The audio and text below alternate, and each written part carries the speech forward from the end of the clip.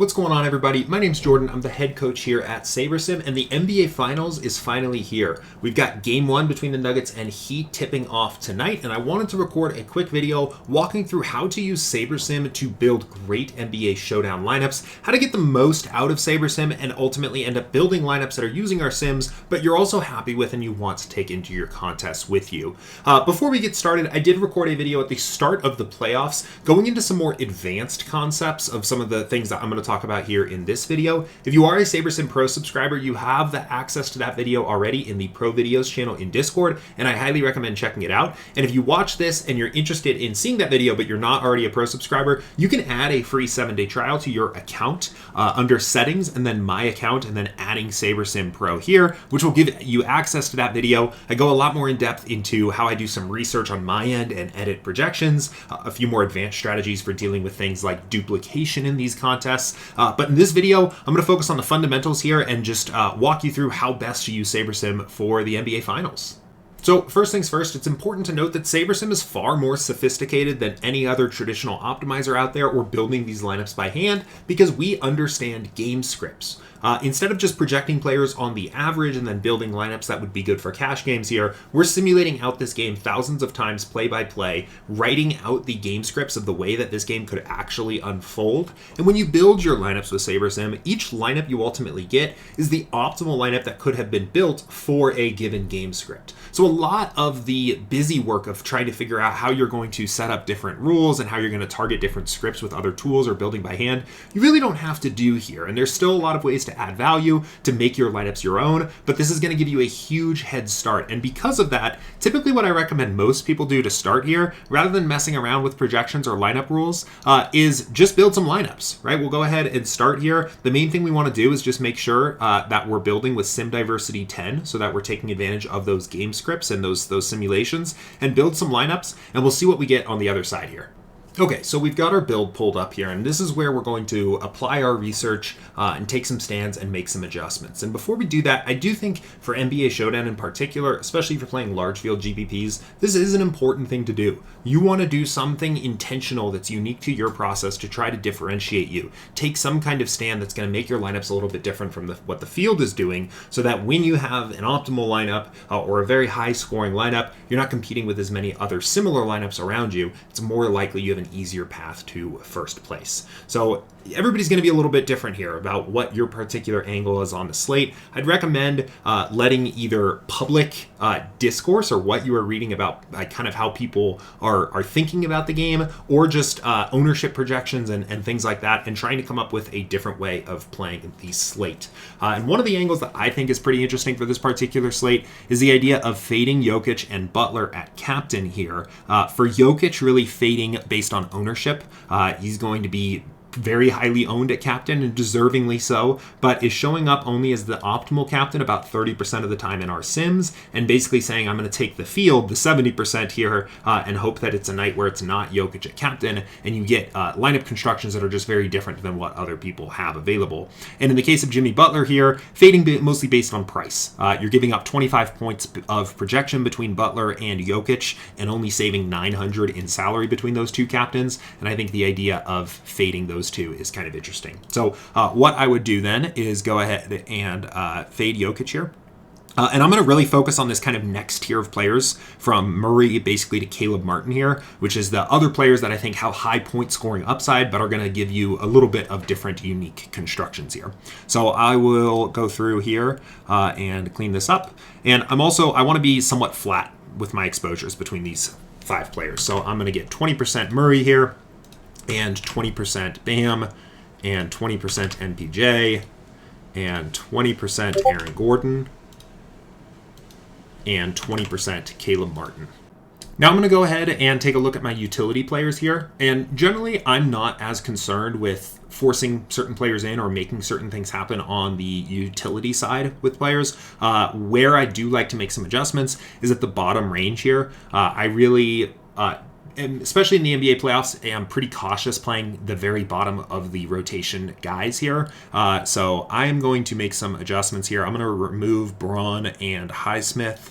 And I'm also going to remove Kevin Love. I think he's an interesting case where, he was involved in the rotation early on in the Celtics series and then phased out slowly over the course of the series. I'm going to take a stand there and fade him as well. I think that's kind of a high variance situation where you can definitely take a different approach from me.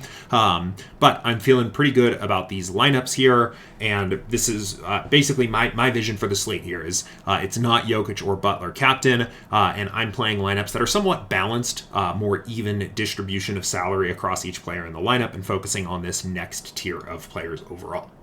One spot where I see players run into trouble with SaberSim a lot is when SaberSim gives you the message that it can't reach your exposures, right? It can't meet what you're trying to do here. So then what happens, right? So let's actually do that here. So I'm going to reset everything. And let's say instead that your angle for the particular slate is locking Jimmy Butler at captain, which is different than what I did here. I think that's a fine angle to play. But we get this message here, your lineups cannot meet your requested exposure. So then what should you do, right? The reason that this is happening is because we only have 14 lineups in our pool of 500 where Jimmy Butler is the captain. So we simply can't find 20. And if you're making big changes here where, you're making a big stand on a player that the Sims don't like, or if you're making a ton of individual little small changes, sometimes you can see this message. In this case, this is a good sign to go back to the home screen and make some adjustments to the Sims here so that SaberSim has a better understanding of really the angle that you're trying to play on the slate. So let's say Jimmy Butler here is a guy, right, that we want to give a projection boost. So let's go back to the home screen here. And what we're going to do is we are going to, let's give him a bump of a projection. So I'm going to bump up his projection in his utility spot by about 10%, and I think that's a good place to start. So we'll give him a 10% projection boost.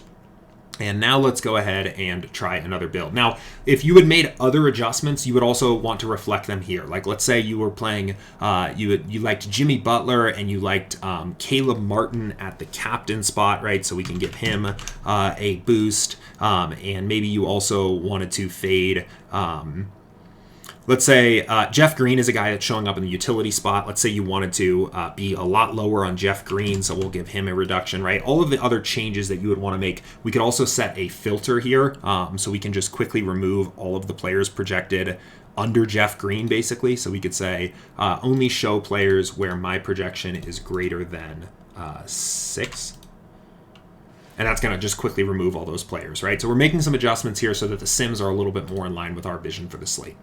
One question you might ask is why not just remove all of the other lineups that that aren't Jimmy Butler captain? Like, why not just X everybody that's not Jimmy Butler captain out? And you can certainly do that. That's fine too. That's a little bit more of an aggressive approach because that is then what you are going to get. You are going to get 100% Jimmy Butler captain lineups. And really the issue with that, or the issue that can present there is you're still taking individual game sims, but you're just forcing SaberSim to build the lineup with Jimmy Butler as a captain, even if the game script, the sim that was used for that build, was not a Jimmy Butler captain. So it can mess with the game scripts a little bit. So I prefer to start first with projection updates, which are going to be a little bit more of an organic way of getting what you're trying to do done here. So let's go ahead and build this here, and we'll see what this looks like.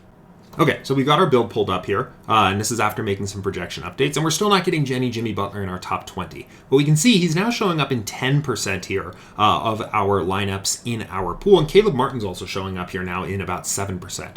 So now this is going to be much more flexible for us to do something like this, where we lock in Jimmy Butler here as the captain. And what this is doing, again, is this is now, with the updated projection, it's pulling out the 20 best lineups from our pool of 500 where Jimmy Butler was the optimal captain. So the game scripts, the way that these lineups look, is going to be a little bit more representative here of what the actual game script looked like where that play made sense. And we could go in here again and do some additional cleanup.